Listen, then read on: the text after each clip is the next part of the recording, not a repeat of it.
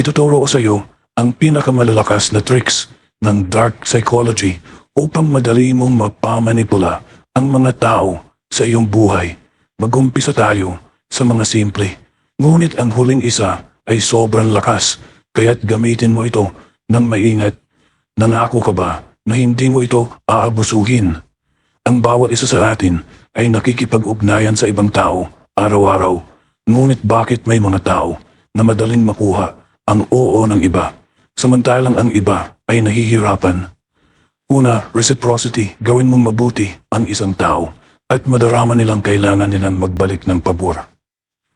Pangalawa, social proof. Sumusunod ang mga tao. Sa karamihan, mas madaling makuha ang desisyon ng iba kung marami ang gumagawa ng parehong bagay.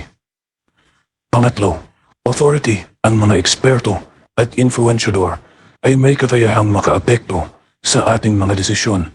Sinusunod natin ang mga taong itinuturing nating eksperto. Pangapat, pagkagusto. Ang simpleng pagkakaroon ng kabaitan o magkaparehong interes ay makakatulong para mas madaling magustuhan ng iba.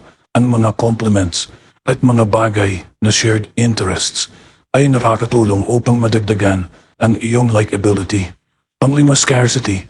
Ang limitadong availability ng isang bagay ay nagiging mas mahalaga.